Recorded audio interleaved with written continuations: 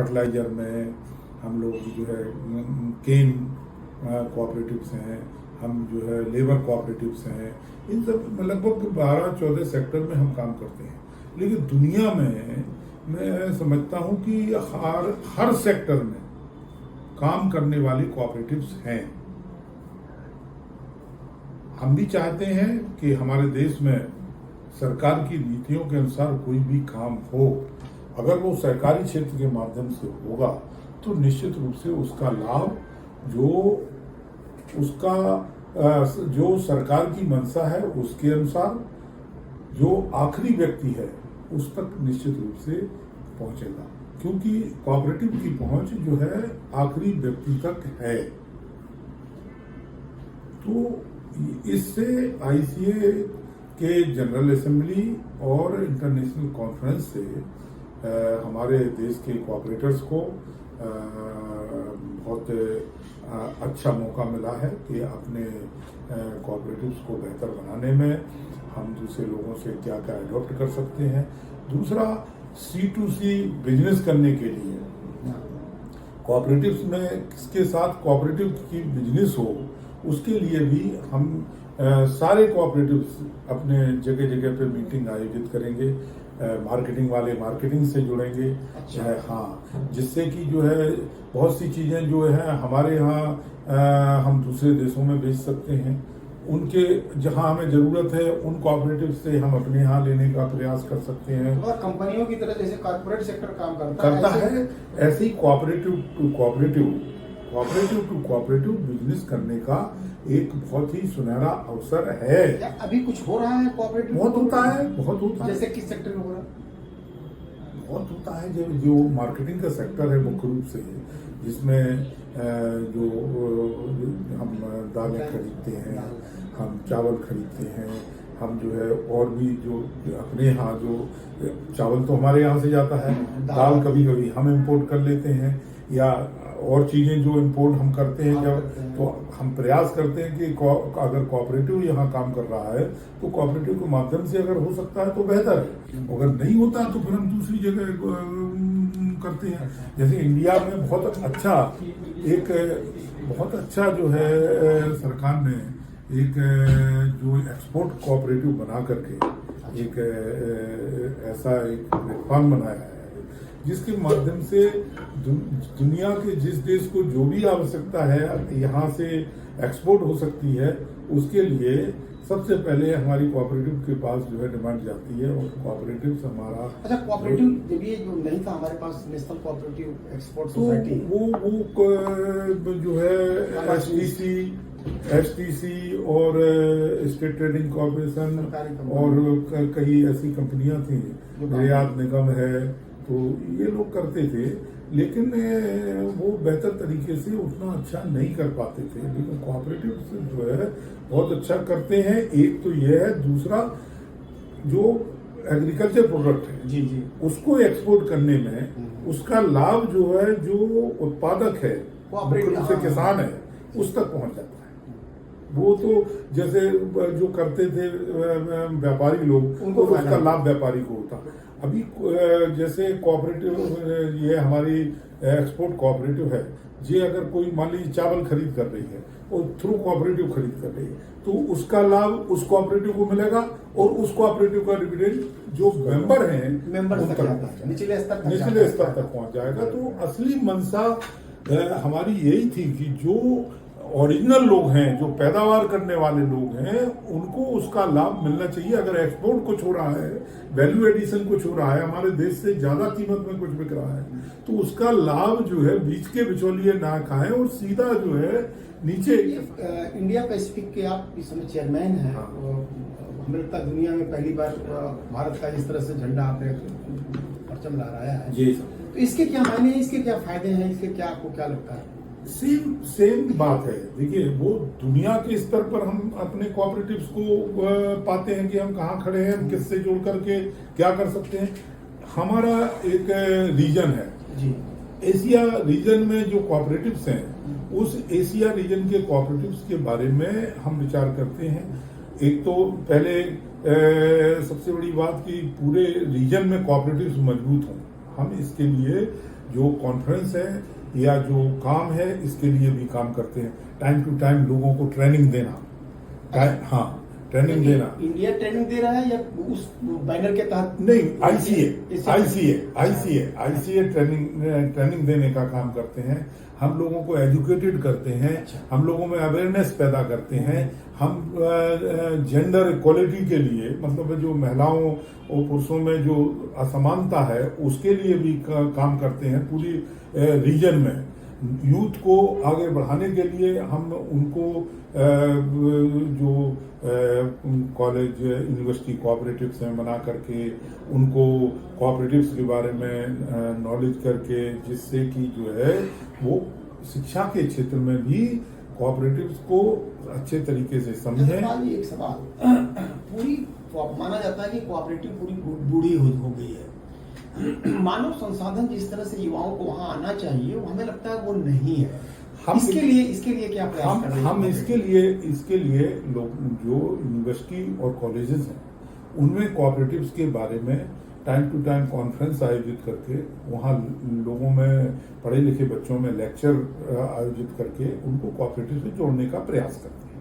हमने सरकार से भी ये प्रयास किया है कि जिस तरीके से एग्रीकल्चर को हम पढ़ाते हैं, एग्रीकल्चर के साथ उसमें अगर एक चैप्टर हम कोऑपरेटिव का भी जोड़ देंगे, जिससे बेसिक नॉलेज जो है हर व्यक्ति को हो जाए। जब बच्चा पढ़ेगा, मान लीजिए हाई स्कूल में पढ़ रहा है, वो एग्रीकल्चर पढ़ रहा है, एग्रीकल्चर के साथ एक चैप्टर अगर कोऑपरेटिव का पढ़ेगा कि कोऑपरेटिव के प्रति उसमें अवेयरनेस पैदा होगी, तो उसकी बेसिक नॉलेज कोऑपरेटिव की उसको उसी समय हो जाएगी। फिर जिस सेक्टर में जाना चाहे उस सेक्टर में जा सकता है। लेकिन कोऑपरेटिव की बेसिक नॉलेज मैं समझता हूं कि इस देश के हर व्यक्ति को होना चाहिए। इसके लिए प्रयास होने चाहिए और इसके लिए हमारा मानना है कि एजुकेशन में जो करिकुलम है उसमें कहीं ना कहीं जो है कोऑपरेटिव्स को ऐड होना बहुत आवश्यक है। अभी इसकी वो नहीं है, वह कहीं देश में कोऑपरेटिव की जो उनकी पाठ्यक्रम है, सिलेबस है, पाठ्यक्रम बेसिक एजुकेशन में नहीं है। इसके बाद जैसे ग्रेजुएशन करके जो एमबीए कर रहा है या उसमें कर रहा है, तो वो जो स्पेशलाइजेशन होता है उसमें कोऑपरेटिव को डालते हैं। तो स्पेशलाइजेशन में तो वही लोग जानकारी करेंगे जो उस सेक्टर में जाएंगे। लेकिन हम ये चाहते हैं कि एग्रीकल्चर से जुड़ा हुआ मामला है, तो ये बुनियादी जो शिक्षा है उसमें एक कहीं ना कहीं एक चैप्टर, सब्जेक्ट ना हो, एक चैप्टर हो, एग्रीकल्चर के साथ जुड़ा हुआ हो, तो उससे लोगों को फायदे ही फायदे हैं। अच्छा, दूसरा ये कि सरकार जिस तरह से पिछले जब से नया मंत्रालय बना है, नए मंत्री आए हैं, तब से लेकर के अब तक की जो उपलब्धियां रही हैं या जो उनका प्रयास रहा है, वो कोऑपरेटिव को कहाँ ले जाएगा और क्या दिखाई दे रहा है? किस तरह देखते हैं हम ये देखते हैं कि कोऑपरेटिव जब से हमारे देश में सहकारिता विभाग बना है और माननीय मंत्री जी आए हैं, उस दिन से निश्चित रूप से कोऑपरेटिव में बहुत चेंजेस आए हैं। जो विशेष रूप से जो रीढ़ है कोऑपरेटिव की, प्राइमरी कोऑपरेटिव सोसाइटीज को बहुउद्देशीय बनाने का जो निर्णय लिया कि कोऑपरेटिव सोसाइटी केवल एक या दो काम लेकर के नहीं बैठेगी। अगर वो बिजनेस करना चाहते हैं तो उनको कई तरीके के बिजनेस, लगभग 35-40 तरीके के बिजनेस करने का उनको मौका सरकार ने दिया है। लोग उस रास्ते पे आगे भी बढ़े हैं। उससे जहां उन कोऑपरेटिव सोसाइटीज की आर्थिक स्थिति मजबूत होगी, वहीं जो जरूरत की चीजें हैं आम आदमी के मेंबर्स की, वो उनको जरूरत की चीजें सही कीमत पे, सही मात्रा में, सही समय पर उपलब्ध भी होंगी। तो उनकी उपलब्धता, अब कोऑपरेटिव सोसाइटी है, हमें जिन चीजों की आवश्यकता है हम कोऑपरेटिव से खरीद सकते हैं सही कीमत पे, सही तरीके से, क्योंकि वो और हमारा जो उत्पादन है उसी कोऑपरेटिव को हम अपना बेच सकते हैं। हमारा दूध भी उसी कोऑपरेटिव में जाता है, हमारा गेहूं भी एमएसपी पे उसी में जाता है, हम चावल करते हैं उसी में जाता है, मक्का पैदा करते हैं उसी में जाता है। तो हमारे जो आवश्यकता, हमें बाजार जाने की आवश्यकता नहीं पड़ेगी। जब विलेज में कोऑपरेटिव होगी, तो आप ये मान लीजिए गांव का पैसा गांव में रहेगा, बल्कि बाहर का पैसा भी गांव में आएगा। गांव का पैसा बाहर नहीं जाएगा। नहीं जाएगा। गांव का पैसा अगर बाहर नहीं जाएगा तो ये आप मान लीजिए कि हमारे गांव का डेवलपमेंट निश्चित है, क्योंकि उससे जो लाभ होगा उस सोसाइटी को खरीदने से और बेचने से, दोनों से जो लाभ होगा, उस लाभ में हर मेंबर का अधिकार है डिविडेंड के रूप में उसको भी लाभ मिलने वाला, लाभांश के रूप में। दूसरा, जहां तक इंफॉर्मेशन टेक्नोलॉजी की बात है, कंप्यूटराइजेशन करके उसको सीधा जोड़ दिया है स्टेट और सेंट्रल और पैक्स को ही तो ऊपर तक जोड़ दिया है। तो अगर हमारा प्रोडक्शन है, हम उसको एक्सपोर्ट कराना चाहते हैं, तो एक्सपोर्ट की सोसाइटी है, उससे बात करके उसको अपना प्रोडक्ट जो है उनको दे करके उसको एक्सपोर्ट करा सकते हैं। दूसरा, हमारे पास एक बहुत अच्छी अपॉर्चुनिटी है और सरकार की योजनाएं भी हैं कि हम बहुत सी चीजें जैसे सब्जियां हैं, टमाटर है या और बहुत सी चीजें पैदा करके उनका वैल्यू एडिशन करने के लिए वहां प्रोसेसिंग प्लांट भी लगा सकते हैं। रोजी रोजगार है ना, उससे लोगों को जहां रोजगार भी मिले, वही लोगों को जब प्रोसेसिंग करके हम उस को मार्केट में बेचेंगे तो वैल्यू एडिशन होगा, उसका ज्यादा लाभ हमारे जो है उत्पादक को मिल जाएगा। तो ये सरकार ने बहुत अच्छा मौका दिया है इन कोऑपरेटिव्स को मजबूत करने के लिए, और मैं समझता हूं कि इससे एक एक कोऑपरेटिव मजबूत होगा, और जब सहकारी क्षेत्र मजबूत होगा तो निश्चित रूप से सरकार की जितनी योजनाएं हैं वो अच्छे ढंग से आखिरी कोने तक पहुंच सकती हैं, उसका लाभ हर व्यक्ति पा सकता है। चंद्रपाल जी, आप क्रिबको के चेयरमैन भी हैं और लंबे समय तक आपने सहकारिता में काम किया है।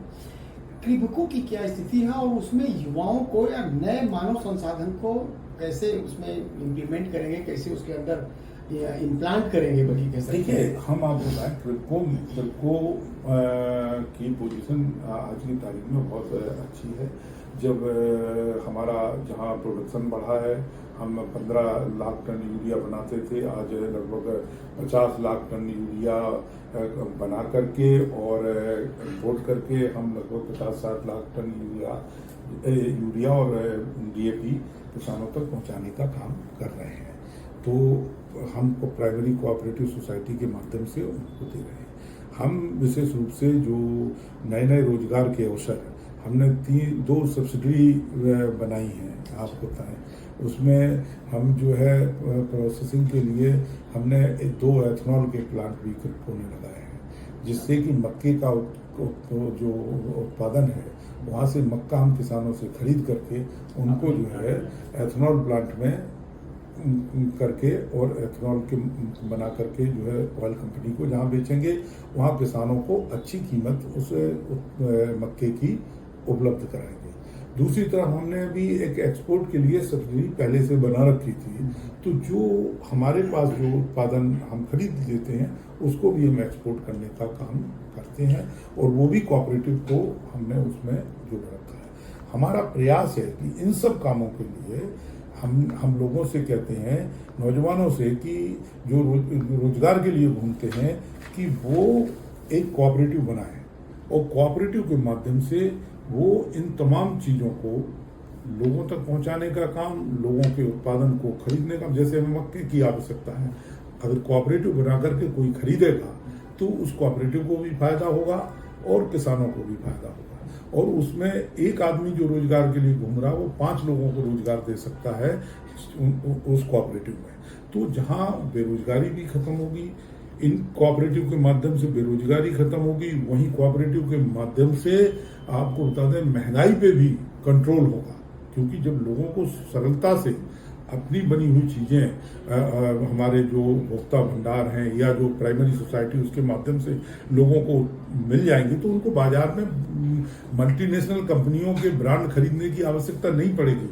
तो वो उन पे भी, जहां महंगाई पे भी कंट्रोल होगा, वहां बेरोजगारी पे भी जो है काफी मदद मिलेगी, और वहीं जो उत्पादक हैं उनको भी लाभ होगा। तो हम नौजवानों को सहकारी आंदोलन से जोड़ने का ये प्रयास कर रहे हैं कि महिलाएं और नौजवान अगर कोऑपरेटिव से जुड़ेगा तो निश्चित रूप से हमारा कोऑपरेटिव मूवमेंट नौजवान रहेगा और उसको नौजवान ही रहना चाहिए। वो अगर नौजवान रह करके काम करेगा तो लंबे समय तक काम करेगा और लंबे समय तक ये हमारा जो है संख्या बढ़ती है। धर्मपाल जी साहब, कोऑपरेटिव बैंक कभी एक जमाने में बड़े मजबूत हुआ करते थे, लेकिन धीरे धीरे न जाने क्या घूम सा लग गया कि अब बहुत कमजोर हो गए हैं। तो क्या इस दिशा में भी कुछ सरकार या आपका कोऑपरेटिव काम कर रहा है? इसमें मुख्य जो है ये रहा कि बीच बीच में कभी कभी सरकारों ने जो कर्जे माफ किए उन कर्जे माफ पूर्णता जो है कोऑपरेटिव बैंक और जो है उसके माध्यम से लिए गए कर्जे वो माफ होते थे, उनका पैसा लोगों को नहीं मिल पाया। हमारी बैंक्स जो है कमजोर होती चली। लॉन्ग टर्म जो ऋण लेने वाले लोग हैं, जैसे हमारी खेती बैंक हैं, भूमि विकास बैंक हैं, उनसे 3 साल और 5 साल के लिए कर्जा लिया। किसी ने पंपिंग सेट खरीदा, किसी ने ट्रैक्टर खरीदा, और बहुत से लोगों ने इस लालच में कर्जा नहीं दिया कि आने वाली सरकारें हो सकता है हमारा कर्जा माफ कर दें, और वो कर्जे का बर्डन इंटरेस्ट के साथ इतना बढ़ गया कि फिर वो दे ही नहीं पाए, और फिर उनको जो है जहां बैंक को भी नुकसान हो गया वहीं उनको भी नुकसान हो गया। तो ये कुछ कोऑपरेटिव बैंक के कर्जे का सही लाभ वही अर्जित कर सकता है जिस उद्देश्य के लिए कर्जा लिया है, खेती के लिए, और फसल आने के बाद तत्काल सबसे पहले कर्जे की अदायगी करे, आवश्यकता पड़ने पर दोबारा ले। होता क्या है कि जब कर्जा जैसे सूखा पड़ गया, सरकारें वसूली को स्थगित कर देती हैं, उनका इंटरेस्ट तो स्थगित नहीं होगा ना।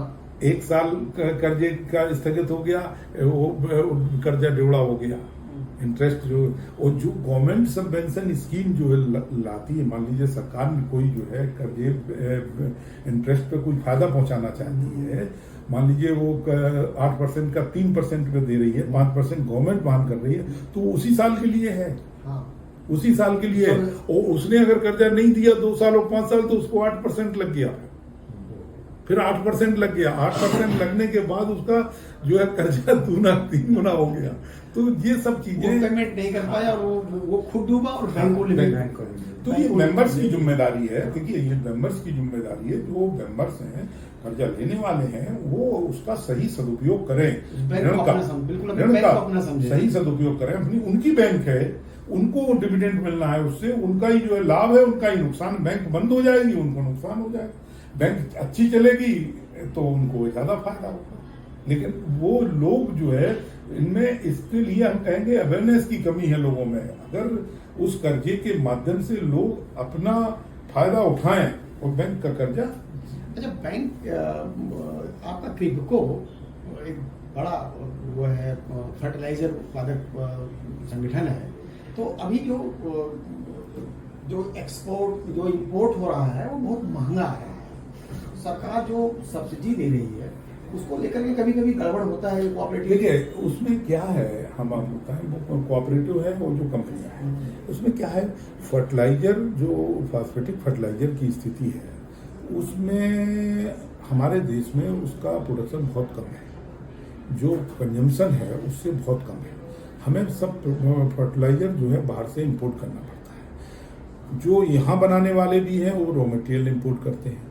जब इंटरनेशनल मार्केट में रेट बढ़ जाते हैं, पहले एनबीएस की स्कीम लागू थी और उस पे जो एमआरपी था वो सारी कंपनियां मिल करके और एमआरपी तय कर लेती थी, कितना जो इंटरनेशनल मार्केट है उस मार्केट के आधार पे, और 10% उसमें जो प्रॉफिट है जोड़ के ऐसे कर लेती थी। लेकिन अभी सरकार ने 1350 रुपये एमआरपी किसानों के लिए, कि किसानों को, तो वो तो जो है एमआरपी फिक्स कर दिया। लेकिन इंटरनेशनल मार्केट में यही जो 1350 है कहीं बहुत ज्यादा पैसे में उपलब्ध हो रहा है। तो दो ही चीजें हैं, या तो एमआरपी बढ़े या सरकार जो है सब्सिडी दे। तो अभी सरकार ने कुछ सब्सिडी का ऐलान किया है, इसी से लेकर के और किसानों को उपलब्ध करा रहे हैं। लेकिन जो पर्याप्त मात्रा में फर्टिलाइजर इसलिए उपलब्ध नहीं हो पाया क्योंकि उनको जो है उस समय जो है सब्सिडी नहीं उपलब्ध हो पाई। तो आज की तारीख में काफ़ी अच्छी पोजीशन है, पहले तो ज़्यादा वो थी लेकिन अभी ठीक है और लोग जो है फर्टिलाइजर ला रहे हैं, किसानों को उपलब्ध करा रहे हैं। चालू रबी सीजन में सर डीएपी और यूरिया की बहुत कमी है कई वो इसी कारण से इंटरनेशनल मार्केट में रेट बढ़ने से, क्योंकि इंपोर्ट कर रहे हैं सब। जैसे इंडिया सबसे बड़ा सप्लायर है